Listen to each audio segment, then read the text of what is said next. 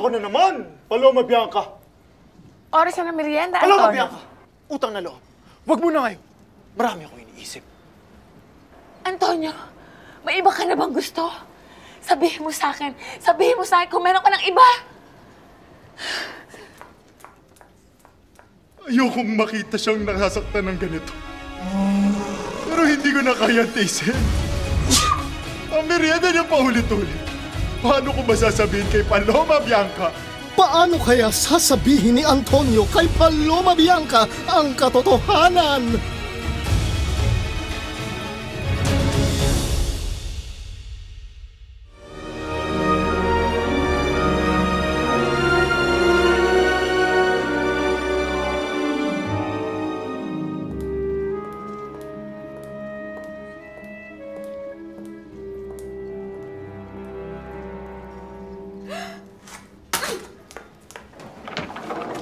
Totoo ba ang bali-balita, Antonio?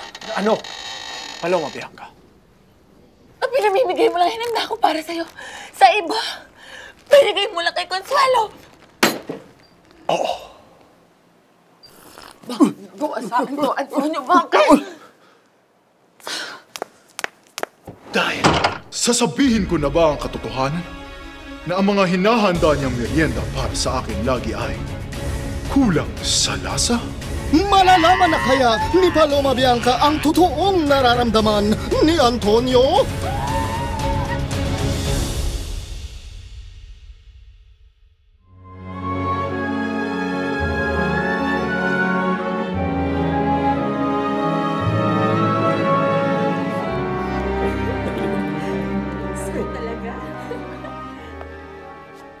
Sinasabi ko na nga ba?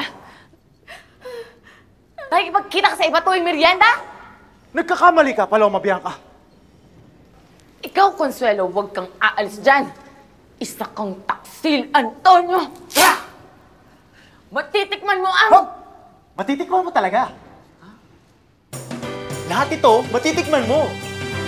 Pangkinasal! Eh kung mag-Pinoy snack sarap tayo, eh di mas masaya at mas masarap. Palabo. Pork barbecue. Crema de leche halo-halo. Panalo!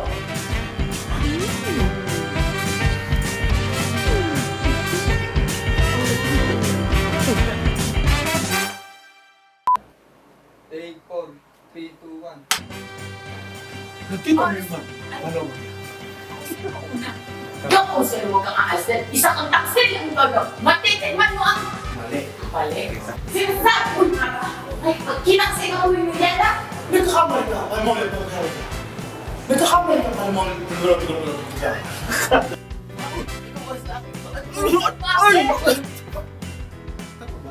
Tama ba?